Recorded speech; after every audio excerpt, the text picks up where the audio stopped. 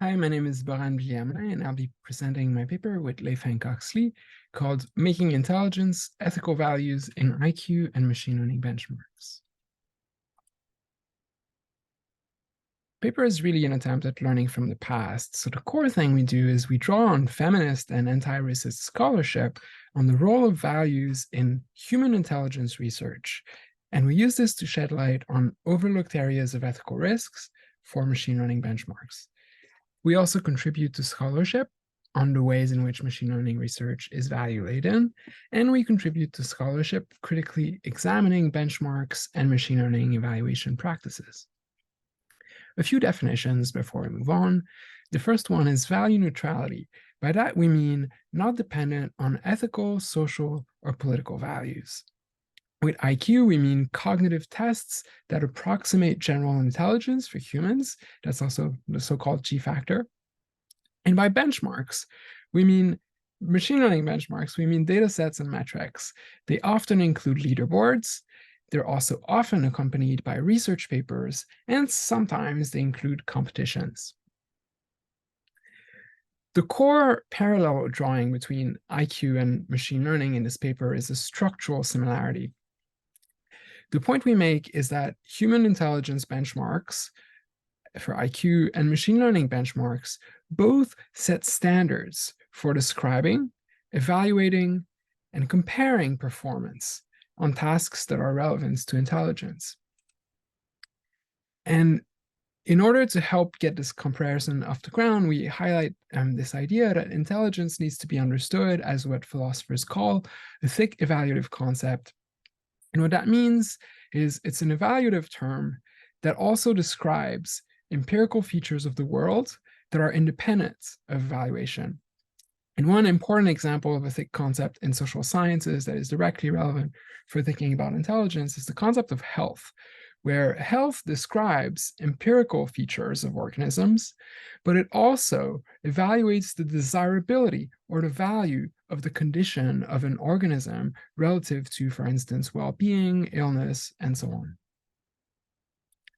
The core of the paper is really three areas where we see ethical risks and ethical values entering technical decisions about benchmarks and needing special attention. That first area is definitions and task selection. For definitions, we're thinking what counts as intelligence, but also what tasks are we measuring performance on, and what values do these tasks encode. And one example of the way in which task selection can encode value trade-offs is the tendency in a lot of machine learning space to prioritize accuracy over other considerations, including things like robustness, fairness, safety, toxicity, and so on, but also just many other considerations.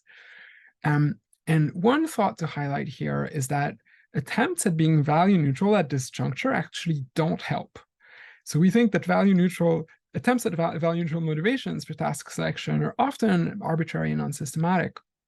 And this is very helpfully argued for by Raji et al. In the case of benchmarks that attempt to measure progress towards general abilities. One point we want to highlight very strongly here is that we don't think this has to be the way things go. And one example of a different approach to task selection is HELM for language, holistic evaluation of language models, where they explicitly conceive of task selection as value-laden. They argue specifically that they want to think of task selection as about articulating plural and contested desiderata for examining whether models are socially beneficial systems, which is explicitly about social, ethical, political concerns. And the general lesson we want to highlight here is that being explicit at this juncture actually makes for more systematic and less arbitrary task selection. The second area we want to shed light on in the paper is questions of validity. And by this, we mean what standards do we rely on to assess whether performance on the benchmark measures something real, something significant, or something useful? Now, an especially important distinction to have in mind here is between internal and external validity, where internal validity is something like self-consistency, whereas external validity is something like, to what extent does a construct agree with phenomena outside of the study's scope or data outside of the study's data set? And the point we want to highlight here is that social, political, and ethical values especially tends to creep into how benchmarks approach external validity. For the human case, one example of this is the emphasis on predictive validity for health, education, and occupational achievements, which are all things we care about for social reasons. And in the case of, so machine learning, so the question is, what values are implicitly or explicitly prioritized in assessing external validity for machine learning? And one example that is interesting here is, it is, like thing that has been studied in the machine learning space, how variations in experiences of harmful speech affect data set annotation for toxicity. And one question here is, how do these variations affect the validity of toxicity benchmarks? This is the kind of thing we want people to pay much closer attention to. And the third area we want people to pay very close attention to is questions of path dependence. By this, we mean mechanisms that lock in historical antecedents and that raise the switching costs of their alternatives. One example we go into in the paper for IQ is a lot of scholarship has been studying the way in which IQ tests can become a self-fulfilling prophecy by changing the world, including by changing people's behavior. And for machine learning, we highlight two different components of path dependence or aspects. First one is lottery effects. And by this, we mean the way that benchmarks impact the incentives, the pressures, and the resources that go into model development. And the second dimension we highlight is the way that benchmarks can reify social constructs. For instance, benchmarks with images of humans labeled for gender categories can reinforce visual norms about gender categories. Now, to conclude, I want to highlight some practical recommendations we make in the paper. The first one is for benchmark development. And like the main lesson here is please avoid interpreting performance on benchmarks as value-neutral indicators of capabilities. We instead want people to examine the ethical risks, the social, political, and ethical values that enter in areas like task selection, validity, and path dependence.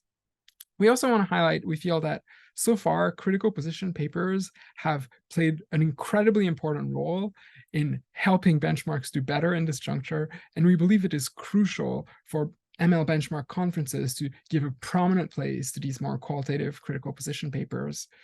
The second area in which we make practical recommendations is ethics review. And the one thing, high-level thing I want to highlight in the presentation here is we think this is actually very difficult because we need a lot more knowledge in order to do this well. Some areas where we need more knowledge. The first one is researcher behavior, and how is researcher behavior affected by different approaches to ethics review. The second one is the design space for ethics review mechanism. We need to see what options can even look like in order to wrap our heads collectively around what doing this better can look like. The last one that is just as important is legitimacy of ethics review. And these are like general concerns that researchers have raised with ethics review in general. We think the case of benchmarks is actually worse. Improving benchmarking practices is also something we need more knowledge of, especially in the areas we highlighted. And one simple point to make here is we highlighted how Helm is one example we found, and it's the one example we found of a benchmark that does better on task selection.